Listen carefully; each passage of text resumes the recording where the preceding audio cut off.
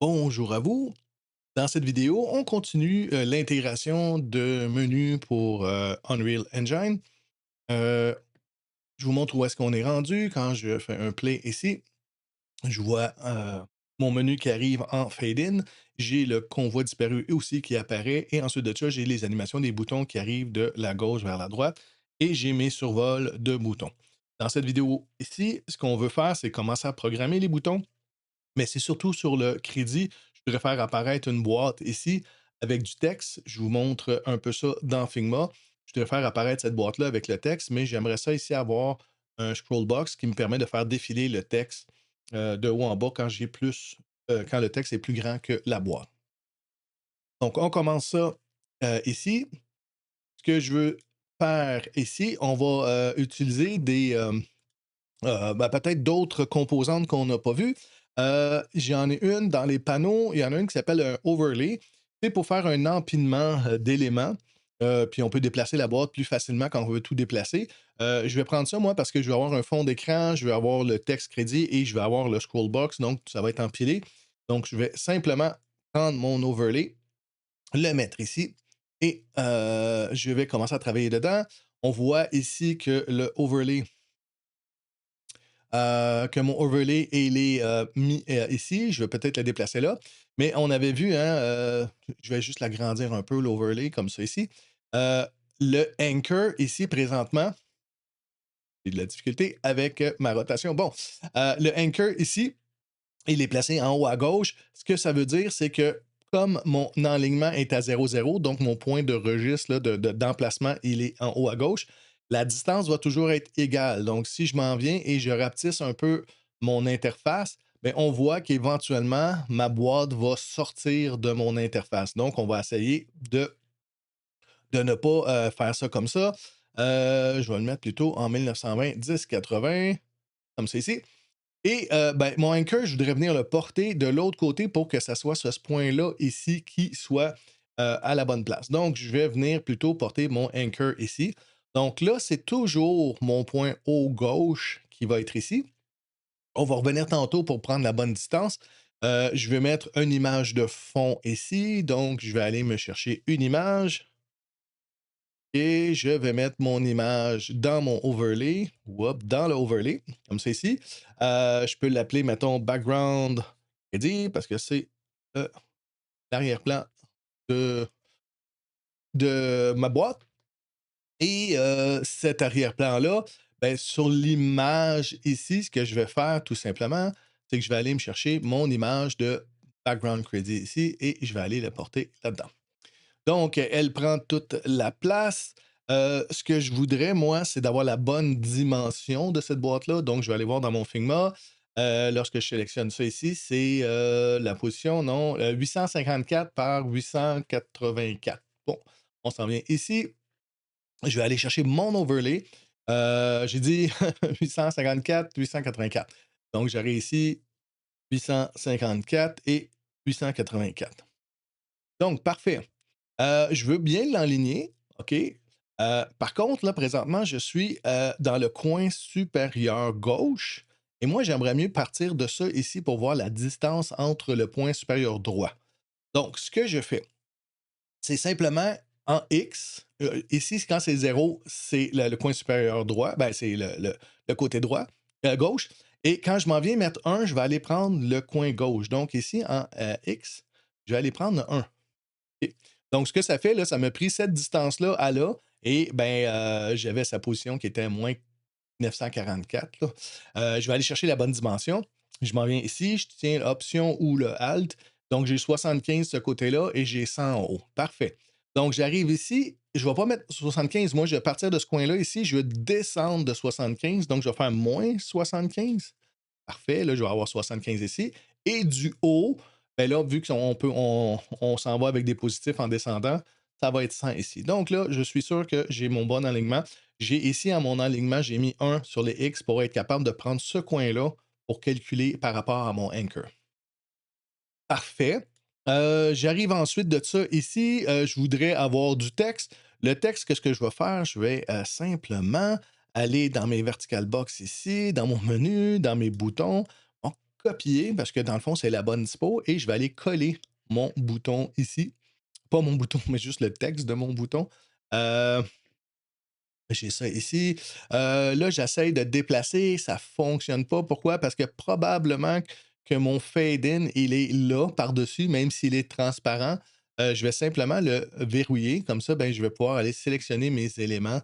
Non, pourquoi que je n'arrive pas à le déplacer? Ah non, c'est vrai que je suis dans dans un overlay. Je vais simplement le mettre ici comme ça, complètement à gauche et en haut.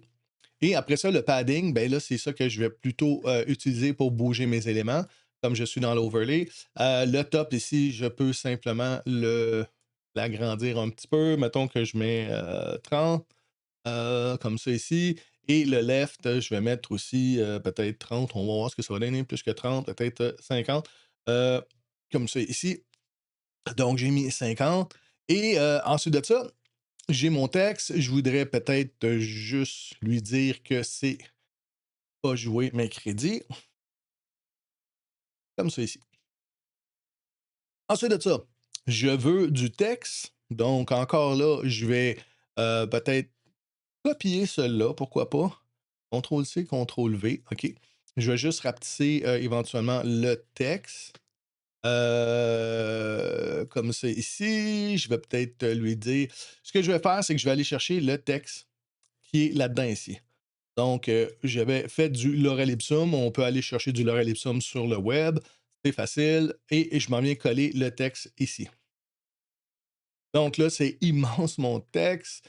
Quelle typographie que j'avais utilisée ici? C'était du 24. Donc, je vais aller mettre pour la typographie. Ici, je vais mettre du 24.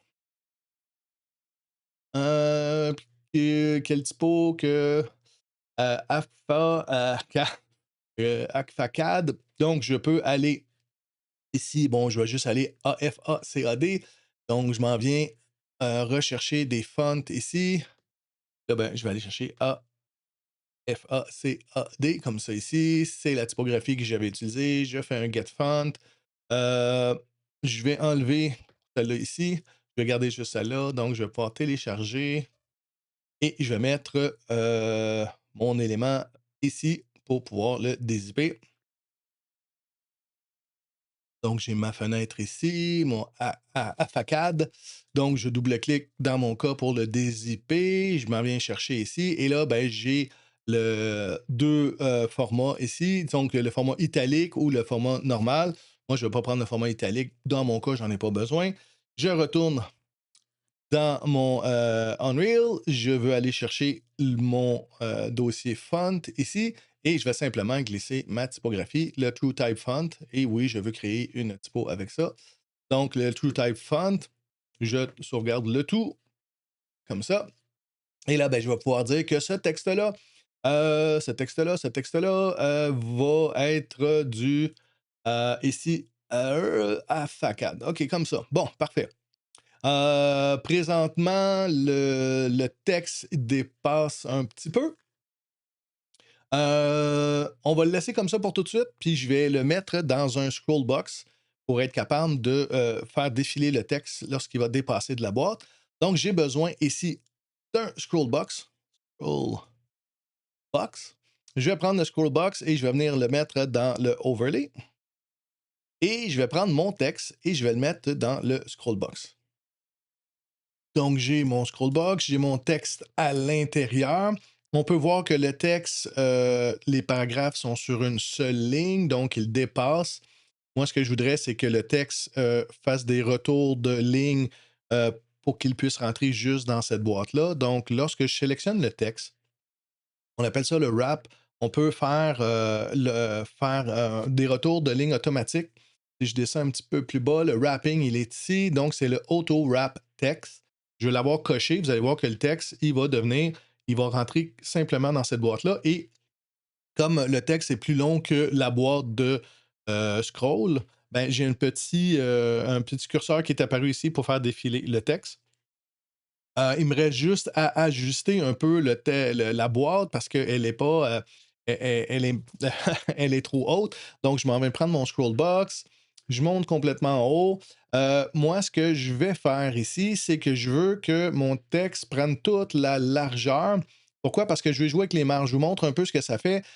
Comme je suis aligné ici à gauche, je peux jouer avec ma marge de gauche. Donc, je vais peut-être mettre 30 pixels ici pour le gauche. Mais si j'essaie de jouer avec la droite, mettons que je mets 500, ça, fonctionne, mais plus ou moins. Après ça, si je mets, mettons, 10, ça marche plus ou moins bien, là. 10 pixels, c'est pas 10 pixels, c'est beaucoup plus que ça. Donc, ce que je vais simplement lui dire ici, c'est que ma boîte je veux qu'elle prenne toute la largeur et là, je vais pouvoir jouer ici avec, mettons, correctement avec ma marge pour lui donner un peu d'espace. Et pourquoi le texte est devenu petit dedans? Ben ici aussi, je vais lui dire que mon texte, je veux qu'il prenne tout l'espace au complet de cette manière-là. Le texte va être aligné en haut, pas de ma boîte, c'est parfait, mais je veux qu'il prenne toute la largeur du texte. Donc, je reviens ici juste pour voir qu'est-ce que ça va donner. Donc, il est beaucoup trop haut, mon scroll box ici. Donc, pour ça ici, je vais peut-être donner 100. Et ouais, ça, c'est bien. On voit, là, on commence à être bien aligné. Bon, le texte ici, à l'intérieur du texte, je crois, comme j'avais fait une copie, j'ai déjà ici du padding. Si je remets tout ça à zéro, juste pour être bien aligné sur mon scrollbox, voir ce que ça va donner. Donc, j'ai ça ici. Donc là, je pourrais jouer ici, peut-être donner un petit peu plus le left, là, peut-être y donner un 50 pour être aligné correctement. Ici, ben, on a l'ascenseur, hein, le petit curseur qui fait défiler le texte. Bon, je vais laisser 50 aussi. Ça va donner 50 d'un côté, 50 de l'autre. Et là, j'ai mon texte qui peut défiler. Donc, on va voir ce que ça donne. Donc, je vais aller ici, simplement faire jouer mon animation. Et là, je vois que mon élément ici est là. Et je peux faire défiler avec la molette de la souris. Donc, quand je fais rouler la molette, ou simplement prendre le curseur ici pour faire défiler mon texte, ça fonctionne bien. La seule chose, je ne sais pas si vous avez remarqué, quand je fais jouer mon animation, la boîte, elle est déjà là et l'espèce de fade arrive en arrière.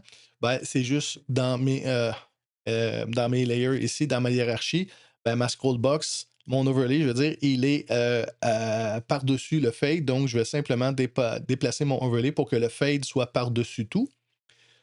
De cette manière-là, ça va bien aller. Et ben, juste pour faire remarquer, mettons que je prends mon scroll box. Ici, j'ai la couleur et là, il faut que je m'en souvienne hein, parce que je ne le fais pas très, très souvent. Je vais aller chercher la couleur du texte, OK, juste pour avoir le numéro de la couleur du texte. Comme ça ici. Donc, je vais copier ce numéro hexadécimal-là et je vais vouloir venir porter la couleur, mais pour faire le petit curseur pour faire défiler le texte, c'est un peu plus bas. Là, je suis sur le texte, c'est sûr que je ne le trouverai pas. Le scroll padding ici. Donc, il y a beaucoup d'éléments. Donc, dans les styles, euh, la bar setting ici.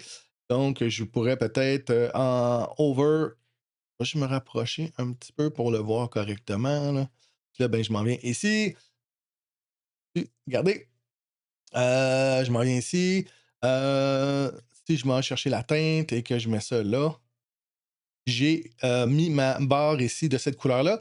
Mais il faut faire attention, OK? Si je fais juste ça comme ça, je compile, je vous montre à quoi ça va ressembler. Parfait. Mais quand je vais cliquer dessus, elle va devenir blanche. Donc, à vous de voir quelle couleur que vous voulez mettre. Moi, je vais simplement en over aussi mettre la teinte de cette couleur-là. Comme ça, la barre va rester de cette couleur-là. Et aussi, quand je commence à draguer, quand je commence à déplacer, je voudrais aussi que la barre soit de la même couleur. Parfait, je compile et je fais jouer mon animation. Et là, j'ai une barre de défilement qui est ici. Et je veux faire défiler mon texte de cette manière-là ici ou en sélectionnant la barre de défilement ici. Parfait, j'ai ma boîte. Ce qu'on veut faire avec cette boîte-là par la suite, c'est simplement que j'aimerais, moi, faire, faire jouer l'animation quand je vais cliquer sur crédit, faire apparaître cette boîte-là. Donc, on va pouvoir commencer à faire ça. Donc, ce qu'on veut faire, c'est de commencer à vouloir faire apparaître ça. Donc, ce que je vais faire au départ, quand je commence avoir, quand je charge ce widget-là, je ne veux pas voir la boîte d'overlay. Donc, on va aller, lorsque je sélectionne mon overlay, je descends un petit peu plus bas. Encore là, on a dans le rendering ici, le render opacité, je vais le mettre à 0. Donc ça, quand mon animation de départ arrive, je ne vois pas la boîte. Et ce que je veux, c'est me faire une animation. Quand je vais cliquer sur le bouton crédit, je vais faire venir l'animation pour le faire apparaître. Donc, je me crée une nouvelle animation et je l'appelle anime. Anime fade, fade credits, mettons. Credits, comme ça ici. Parfait, je sélectionne, hein, on s'en souvient, quand je sélectionne, je vois vraiment comme quoi je suis en train d'éditer mon animation. On voit la boîte bleue comme ça ici. Et ce que je vais faire, moi, je vais prendre mon overlay, je vais simplement aller, bon, encore là, ici, dans le rendering opacité, je vais mettre une image clé. Ça veut dire qu'au départ, mon rendu est à 0. Donc, l'opacité de rendu est à 0. Et ben, je peux prendre peut-être, je ne sais pas moi, bon, peut-être pas une seconde, mais 50, une demi-seconde ici. Ce que je vais faire simplement, je vais mettre 1 pour le rendre opaque et je vais mettre une image clé. Donc, on voit bien ici mon animation. Ça fonctionne, il n'y a pas de problème. De cette manière-là, on compile juste pour être sûr. Euh, juste une vérification, parfait. Ouais, je le vois. Pourquoi je le vois? Je crois que quand on fait l'animation, pourquoi que je le verrais?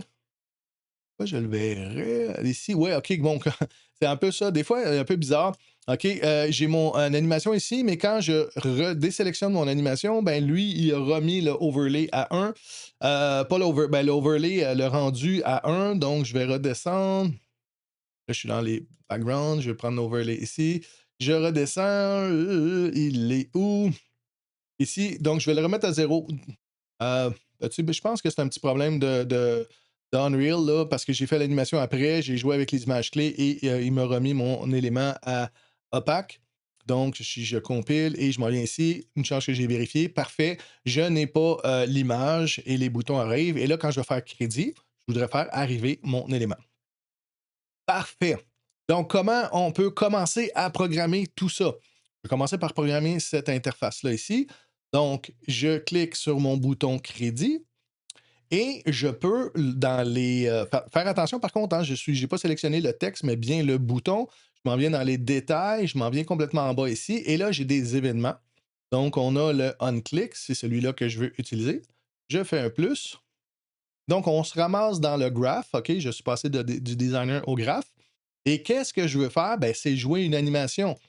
Quelle est l'animation? Je m'en viens voir ici dans les variables. J'ai des variables pour l'anime fade credit. Donc, je m'en viens ici. Je le glisse parce que je veux faire référence à ça et je veux jouer cette animation-là. Donc, je m'en viens ici. Je vais dire play. Parfait. Et là, je veux simplement raccorder mon exécution à mon play animation. Donc, parfait, c'est l'animation que je veux. Je le joue à 0. Je vais le faire juste une fois. Je vais le jouer euh, par en avant. Je vais faire un play bien normal. On va regarder ce que ça donne. Je vais compiler. Je m'en viens ici. Parfait.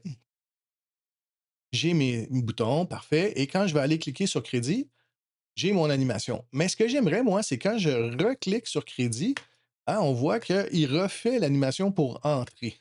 Pas tout à fait ça que je veux. On va essayer d'arranger ça ici. Fait que je reviens ici. C'est bon quand même, OK, cette animation-là, ça va fonctionner. Sauf que lorsque je clique sur le bouton, on pourrait avoir un flip-flop ici. Un flip-flop, c'est quoi? C'est une fois que je clique sur le bouton, il va faire ce qu'il y a dans l'exécution A. La deuxième fois que je vais cliquer sur le bouton, il va faire ce qu'il y a dans l'animation B. Et si je reclique une troisième fois, il va faire le A et une quatrième fois, il va faire le B. Donc, un flip-flop, ça, c'est ce qu'on pourrait appeler des fois un toggle aussi.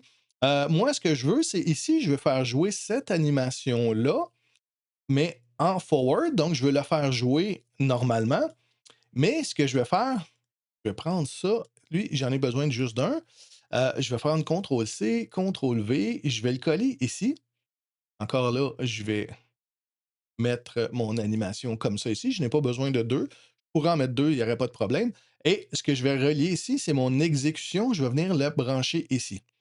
Et dans la deuxième boîte, au lieu de le faire en forward, je vais le faire en reverse. Donc, quand je vais cliquer une fois dessus, je le fais apparaître. Puis quand je clique une deuxième fois dessus, je le fais disparaître. Donc, compile, on s'en vient ici, je fais play. Parfait, j'ai mon animation qui arrive, j'ai mes éléments, je fais crédit. Et voilà, ça fonctionne. Je peux faire ça ici. Je reclique sur crédit et s'efface. Donc, assez intéressant de pouvoir faire ça de cette façon-là. J'ai fait apparaître et disparaître ma boîte. Parfait. Donc, j'ai une première animation avec mon bouton crédit. Je fais le bouton jouer juste rapidement. Là. On pourrait faire ça de plein de façons. C'est juste pour dire que mes boutons sont programmés. Ici, je vais simplement faire un plus et pour mon play. Et le play, ce que je veux, c'est d'ouvrir une autre fenêtre, dans le fond, un autre niveau. Donc, rapidement, là, c'est peut-être pas la méthode la plus efficace. Ça fonctionne par contre. J'ai ici, je vais faire Open Level by Reference. Donc, je fais ça comme ça ici. Et ce que je fais, c'est que je m'en viens chercher mon level. Bon, ici, je vais taper Level LVL et je vais aller chercher, mettons, le first person, là, celui par défaut du template de Unreal. Je compile, je viens juste vérifier, voir si mon bouton fonctionne. Et ça s'en vient, je fais jouer. Parfait, je suis rendu avec mon élément ici comme ça. J'ai pas de problème. Ensuite de ça, ce que je voudrais faire, moi, c'est ici plutôt, je voudrais programmer mon bouton quitter. Mon bouton quitter ici, donc c'est assez simple aussi. Je m'en viens faire le clic ici comme ça ici. Et c'est simplement quit. Donc, quit game. On va faire ça, donc, d'une façon assez simple.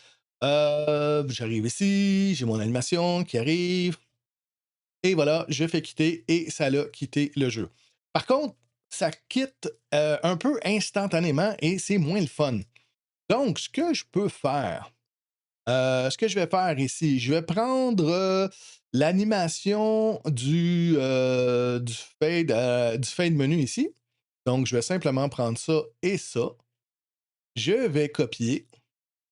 Ou je pourrais faire ça, mais éventuellement, je pourrais simplement aussi aller chercher mon fade menu, le mettre ici, OK, faire le play animation comme ça ici.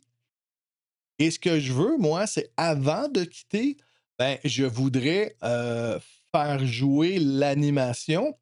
Mais là, on sait que le fade, il part du noir foncé pour aller à la transparence. Et là, moi, je voudrais passer de la transparence vers le noir avant de quitter le jeu. Donc, ici, je vais faire reverse. Et je vous montre, il va y avoir un petit problème quand je fais ça ici. Juste pour le montrer, ça fait ça comme ça ici. Et là, quand je vais quitter, j'aimerais savoir que ça fasse un fade au noir. Et je vais faire quitter et ça quitte instantanément. Pourquoi ça quitte instantanément? Ben, en réalité, mon animation, je n'ai pas de délai ici avant de faire quit game. Donc, il n'y a pas le temps de jouer son animation. Donc, on va se mettre ici un délai. Et le délai, il est de combien de temps? Ben, comme je ne le sais pas, je vais aller prendre le délai de mon fade. Je vais mettre ici, c'est le get end time. Donc, j'ai le temps de mon animation. Je viens brancher ici dans ma durée.